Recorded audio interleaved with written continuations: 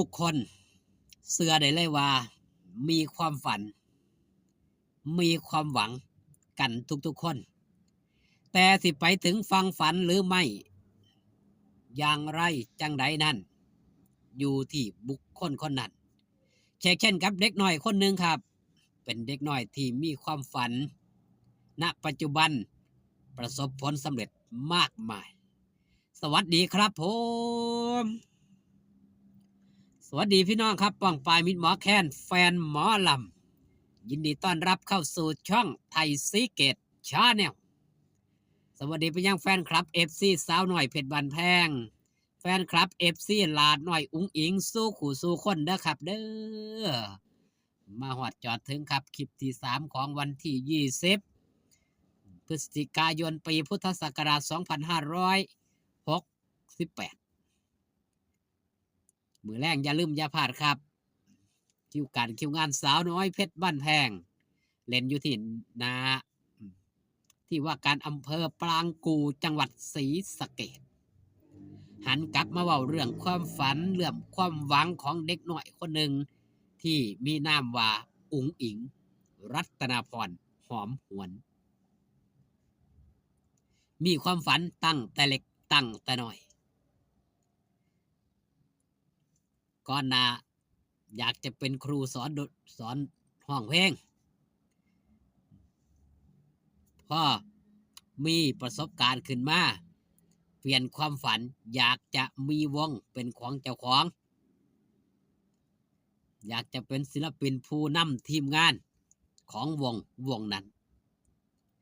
ณปัจจุบันลาหน่อยอุ๋งอิงถือว่าประสบผลสำเร็จในความหวังในความฝันตั้งแต่น้อยๆจังใดจังหวะจังสันณปัจจุบันลาหน่อยอุ๋งอิงยังคงเป็นลูกสาวผู้บริหารวงหมอลำชื่อดังในนามสาวน้อยเพชรบ้านแพงถือว่าประสบผลสำเร็จในเรื่องความฝันตั้งแต่เล็กตั้งแต่น้อยของ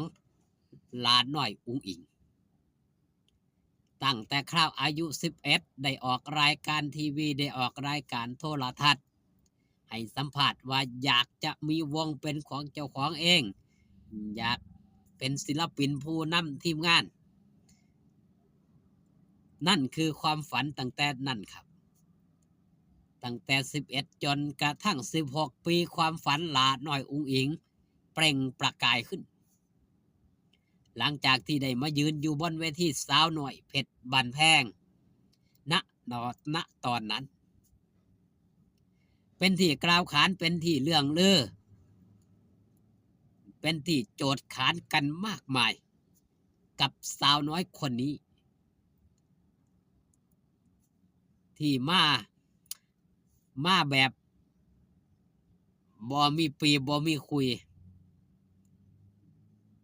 ความเด่นความปังความดัง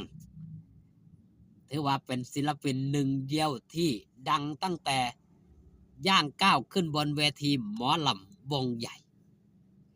เป็นที่หูจักของคนเรือนแสนบ่ธรรมดาครับคนเรือนแสนเหล่านั้นพร้อมกันสนับสนุนให้โอกาสเปิดโอกาสให้กับเด็กน้อยคนนี้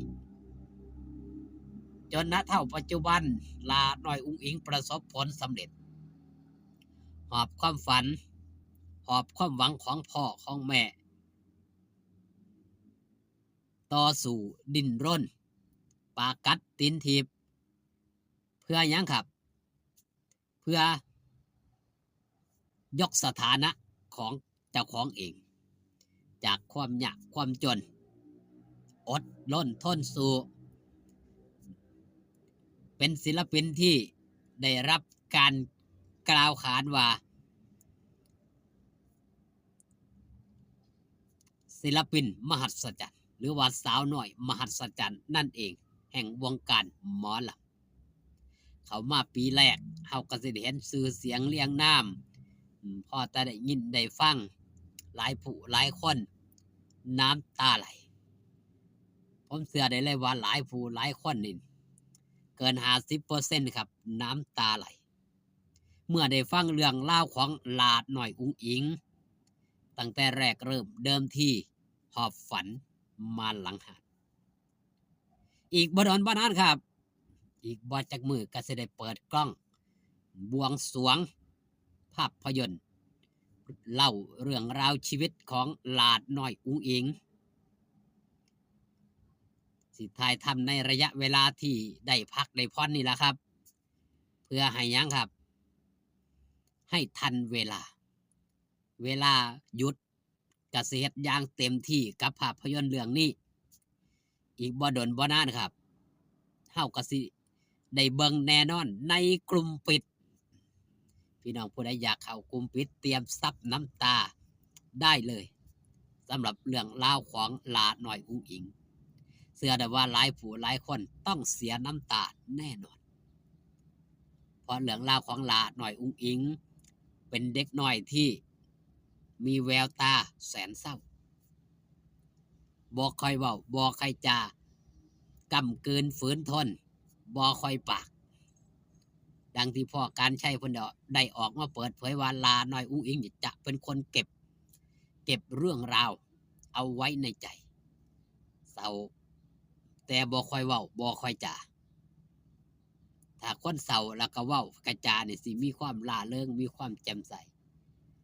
หรือว่าตอนนั้นลาน้อยอุ้งอิงเองยังบ่กล้าเปิดใจยังบ่กล้าเปิดเผยเพราะหยังครับบ่ฮู้ใจคนนั้นเองณปัจจุบันหลาน้อยอุ้งอิงครอบครัวหลาน้อยอุ้งอิงเปิดโตเปิดตนเปิดเผยในเรื่องราวต่างๆให้แฟนคลับ FC มิตรหมอแคนแฟนหมอลำได้หูได้ทราบทั่วกันถึงความหยังครับความจริงใจความบริสุทธิ์ใจการเฮ็ดหยังโดยความหักโดยความแพงด้วยความมุ่งมั่นเอาจริงเอาจังกับการกับงานอีหลีสำหรับหลาน้อยอุ้งอิงถือว่าก้าวเข้ามาเป็นศิลปินต้นแบบเป็นศิลปินไอดอลของหลายผู้หลายคนอย่าลืมอย่าพลาดครับมือแรงไปให้กำลังแรงเชียร์แรงใจหน้าที่ว่าการอำเภอปรางกูจังหวัดศรีสะเกษ